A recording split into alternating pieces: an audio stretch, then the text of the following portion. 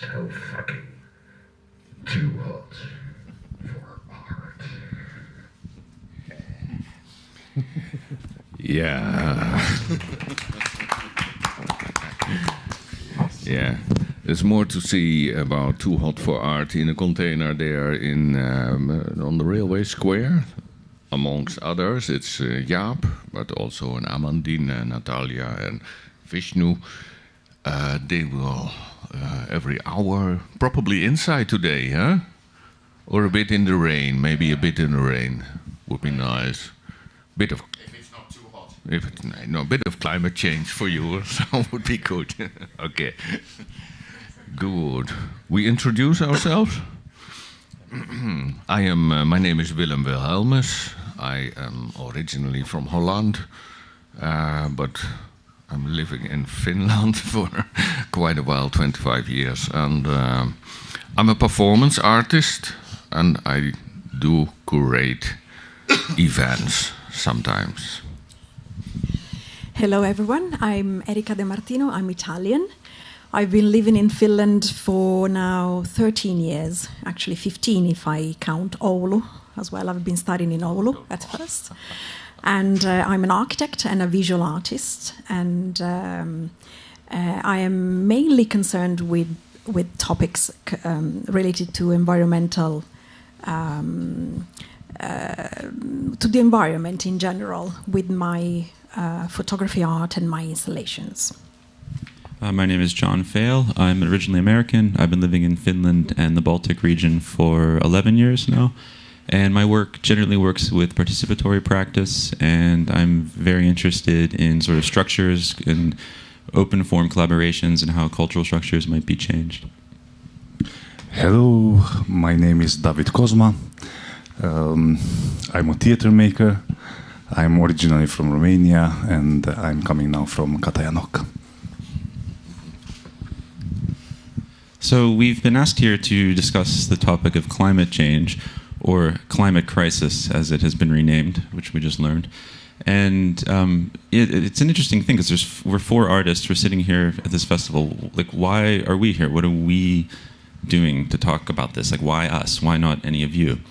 And we've tried to approach this through some preliminary discussions by looking at our own feelings, our own reflections, our own experiences, and trying to think about what is the role of art in this issue of climate crisis. And we haven't come to any sort of conclusions.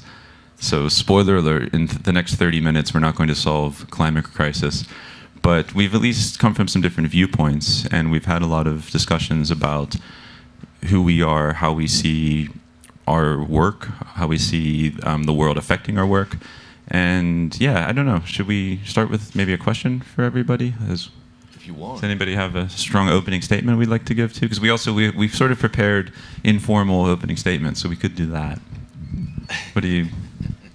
The informal opening statement. Yeah, maybe we just say a bit about like what we concluded independently. Well, actually, I think your question, the question you came up with earlier, was quite backstage question. Yes, the backstage question was quite interesting to start with. Okay, then I will formally ask this question: is that does climate crisis need to be the center of our work? Our work as artists, that is. Shall I perhaps start? You can start. Yes, why not? So I was thinking that, as I was telling you earlier, my focus on these topics started much earlier than this last year's hype, so to speak. As an architect, having a background as an architect, my background, my studies, my preparation is intrinsically dealing with this constant relationship with the environment.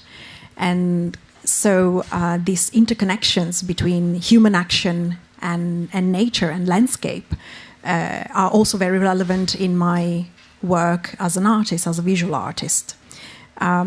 It's a sort of urgency for me to work on these topics. So it does come sort of natural for me to focus on this, even though I do realize that these are practically more and more important nowadays.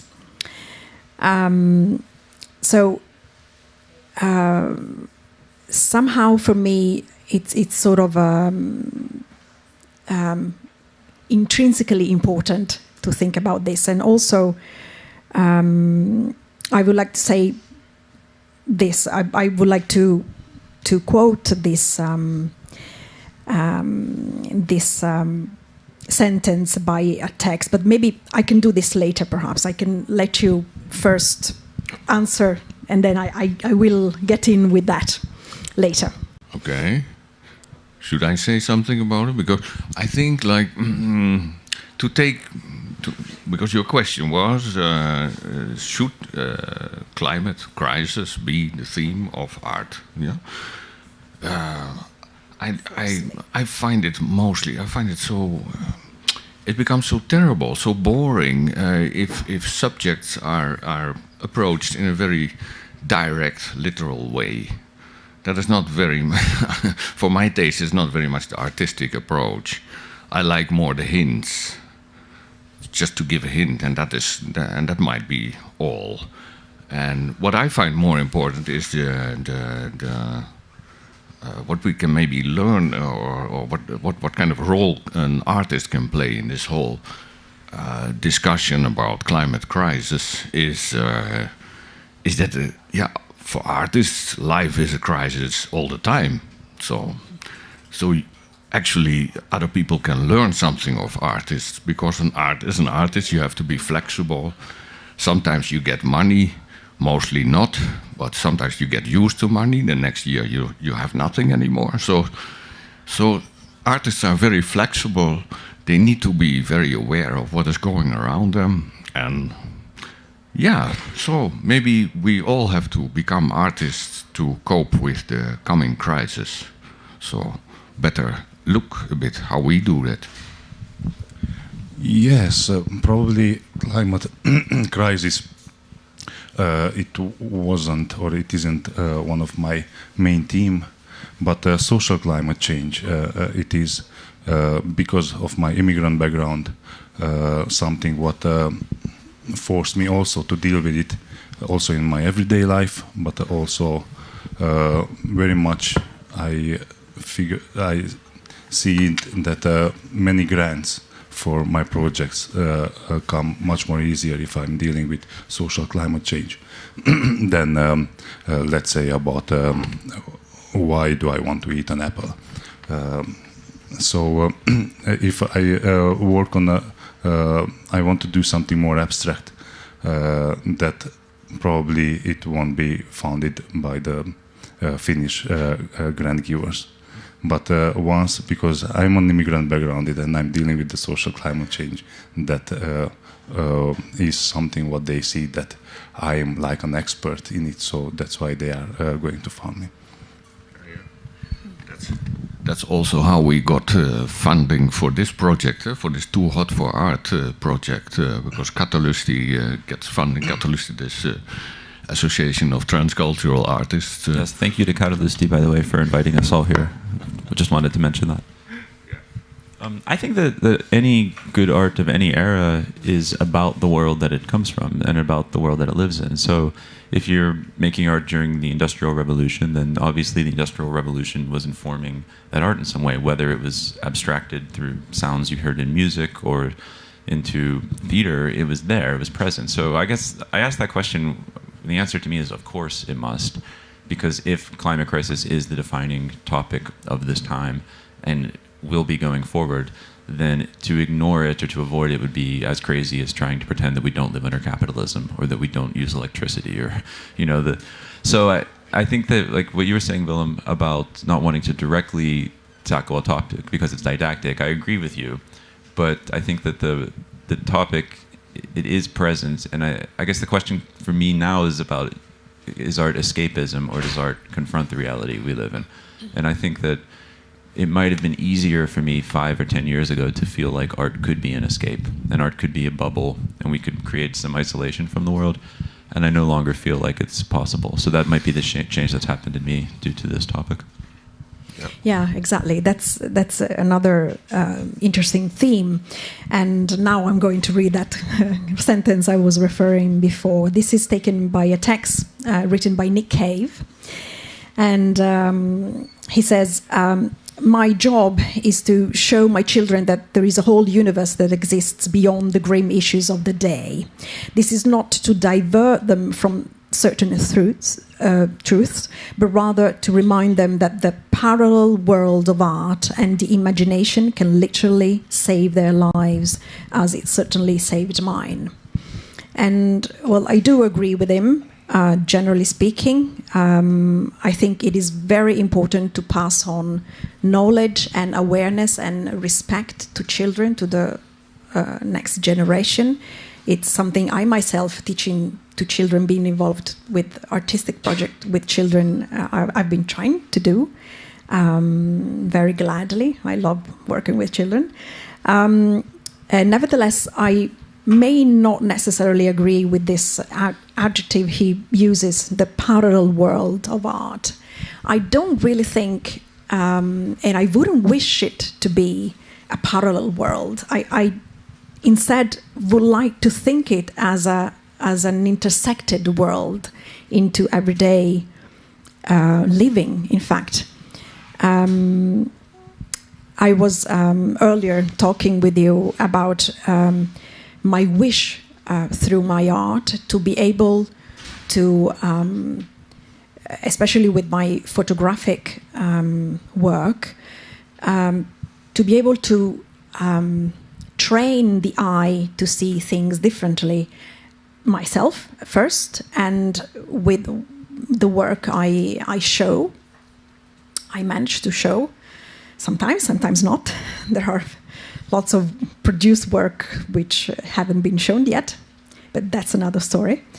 My main wish is anyway to convey to the viewer this idea that things can be seen differently, and also to be able to put the audience and the observers in the condition of seeing the extraordinary in the ordinary. That's also a very, very important thing. So this sensitivity, this training, obviously to the audience doesn't then necessarily have to result in another artistic output. But if I manage to at least convey this idea, to be able to stand from another point of view and be able to, again, to see things differently, then I succeeded 99% of my, of my aims, of my purposes. So I really would wish that art would be more into everyday life somehow. Yeah. Yeah, okay. I come from a different part of art. It's performance art, and that is mostly very site and situation specific. That means, like, I have to be totally there wherever I am. So, of course, it's not a question for me. Like, should I deny that there is climate crisis or what? No, it's part of my life. Of course, it's part, and it's so it's a non-question for me to leave it out. But I don't need to be specific about it all the time. To get back to something, did you have anything to add? Or Erika, you brought up this topic about the parallel world, and I think that's something, like we talked earlier before about values before this event, and we all agreed that our role as artists can be to promote values through work. I am the way I am because of the cultural influences that I had growing up, and in a way that feels almost more important to me than any sort of education or didactic thing that might have come. So we are now agreeing that we have a structural problem in the world. That you might make an incredible work of performance art or an incredible sculpture, and wow, it might actually convince the head of an oil company to stop drilling in the rainforest because your art was so good. Best case scenario. So that person quits, but then another person comes in and takes over the job, and the drilling continues. So the structure of the world and the structure of capitalism is what is producing climate crisis. So art, by creating a parallel world, it's a way of trying to create our own structures, isn't it? And trying to create our own structures, the artistic lifestyle, like let's live in a commune, let's make art this way, let's live in this artistic community. And that, I just don't see it as being very effective anymore, because it's fine to create the most neutral and resource neutral way of living that we can at least feel good in our conscience about the way we live. Maybe we're not making the world much worse, but is a parallel structure going to actually change the world? I think we have to find a way to confront it, and that can only happen through a massive global change in people's ways of thinking. Many people who are not artists have to do this, and I don't know, I feel alternately optimistic and pessimistic about our ability to have any effect on that, because we are increasingly marginalized in the world, and if I hate to say this, but if you really want to fight climate change, maybe you should create a startup and get a few million of venture capitalists to put money into whatever your product is, because that is the language, that is the tools that we must use. Well, I think the challenge is for art how to get closer these parallel worlds, like how to find the gates between, because we do live in a parallel world in many bubbles. Also with the climate crisis or change, we have the denials, we have the ones who are fighting for, and the dialogue, it's not there. It is like two monologues in parallel. Each of other is just shouting its own truth, and nobody is listening. And I think here the art should be part of decoding the data basically into a language what everybody could understand, because we have the big challenge in climate crisis is that the scientists have a very raw data what we don't understand what it is, and then we are coming with these fear theories that our planet is going to be destroyed, you are going to die, you are going to have only bad water, you are going to this, you are going to that. But is it the only way of talking about a subject, fear? Because also with the social climate change, only issue what we are taking out, it is fear. And of course it is very easy. Both of the issues are very abstract. What is climate change? It is something I can't feel it. What is immigration? Yeah, I'm an immigrant, but I'm breathing the same air with you, so it doesn't make me different than you. Like, I'm going to sleep, I'm eating, I'm drinking water like anybody else. It is just like a stamp I got because I moved out from a country and I moved to another one. Also, same issue with the climate change. How do we make this raw data to be on the table and not through the fear only? Because I think this is like, okay, it's nice that Guardian just updated their terminology from climate change to climate crisis, and from global warming to global heating. But this makes us also more worried, but in panic. Can you think like very cold how to do? You are going on the emotional level, and not always emotions can solve issues. No, it's nice. It's nice that you mention also, like, because if we approach everything via fear and via didactic, don't do this, don't do that, and do that, and do and etc. That's also not livable. Also, huh? But that's why I also said before something like, or I emphasized this crisis. And indeed, I mean it as an artist.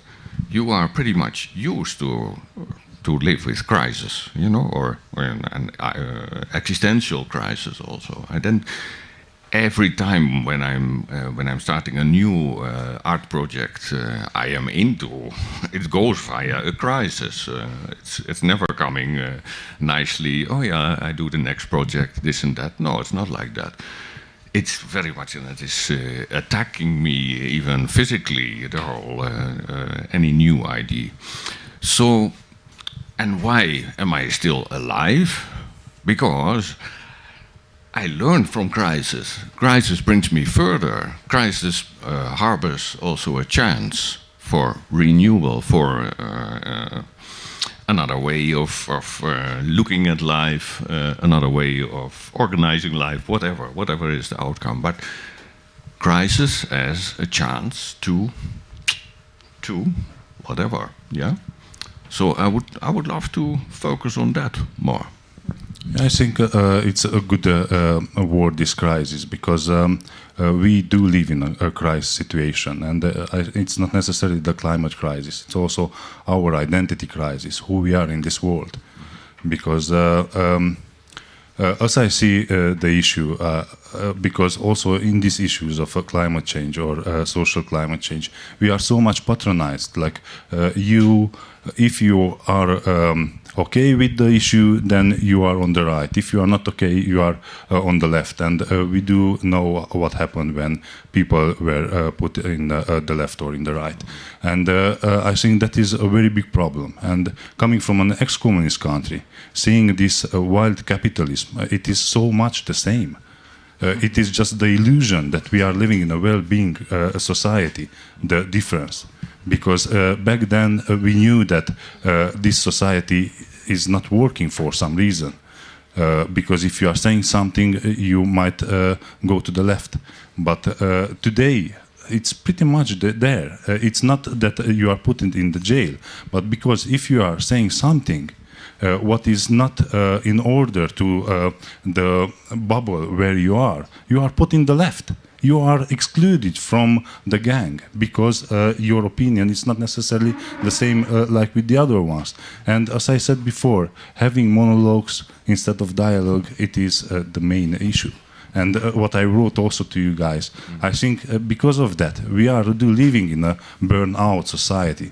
We kind of experienced almost everything. The rich spend their money in every possible way. And they are trying to figure out new ways, and they are all already bored of what to do with their money. And they are just getting more and more rich. The poor are already overboard with their poorness, and they are just trying something to get richer, because this is the only way how our society is built nowadays. Become richer, you become happier. Okay, yeah?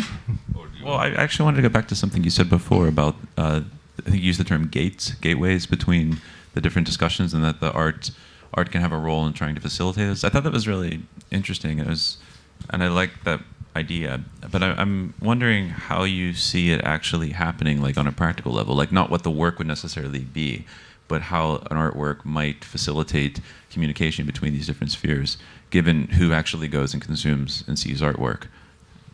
A good example is this CERN Institute in Switzerland, where the scientists are working on breaking the boundaries,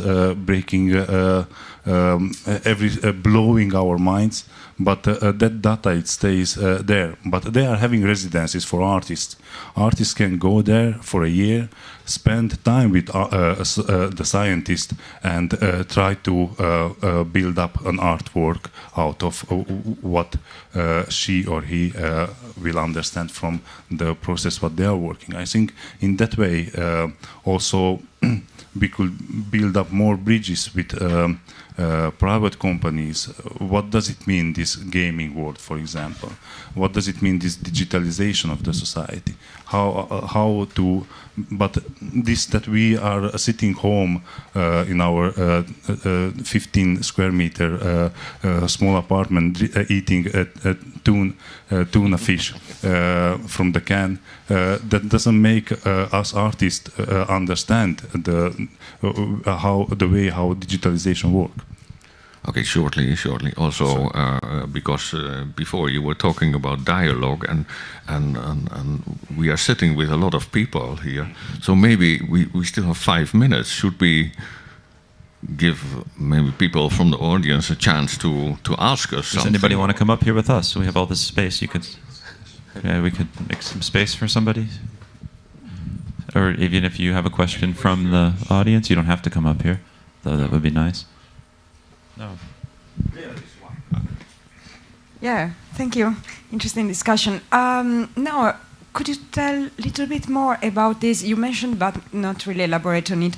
Like, how about the social change? Or, yes, we said sometimes, like, yes, the environment, but how about the social environment and its changes in this time of crisis? You mean the social climate, the social climate change? Like, for example, how we experienced it here in Finland, because you were talking before also about being a migrant, and so I saw a lot of social climate change in the last 25 years.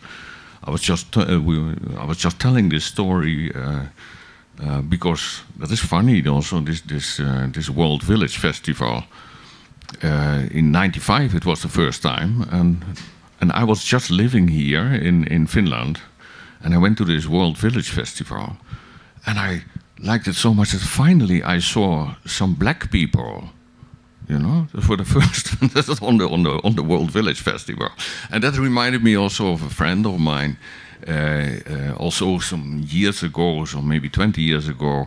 He's from Zimbabwe, and I went with him to Hämeenlinna, and just walking around and seeing how people were looking at him and really literally touching his skin, you know, to like, is this real? So that is something that is you're not even laughing, but it is not so imaginable nowadays anymore. So there has become a normalization. I mean, Helsinki, how many people of foreign origin? I don't know anymore, but 100,000. 100. So and in the art scene, almost it's a higher 20%. proportion. Yeah. In the art scene, it's a higher proportion, probably. Yeah. Certainly feels also, like it. Yeah. So, yes, it has that change is also going on, and will further go on, and so it has been an immigration crisis here. No, not yet, huh? But maybe that's still to come. I don't know. Your thoughts? Well, I have to say that in my point of view, 1 minute. things have changed drastically. Unfortunately, on the worst side, I think, the relationship towards immigrants, at least from my point of view, isn't very good, even though fortunately there are more and more diversity in society.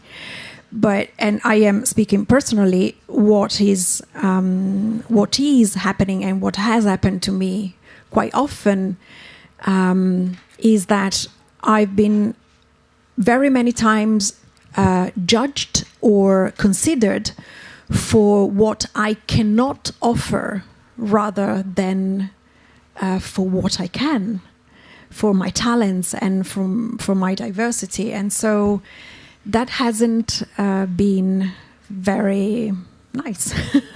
And so I think this is one thing that perhaps, well, I wish that could be changed. And that is our last minute, I believe. So I guess we conclude on that wish, perhaps. I really hope so. So thank you to everybody for participating in this. Thank you to Kansallisteatterin for putting this together and for the World Village Festival for having us. And thank you to everybody for coming and listening to this so early on a Sunday morning. I'm really impressed at how many people want to go to a bar at 11 a.m. and listen to a panel discussion. It's wonderful. So, okay. And if you want to see more of Too Hot for Art, then just go to the container. There will be a lot of program today. Yeah. Okay, thank you. Thanks a lot. Thank you. Thank you. Kiitos. Ja nyt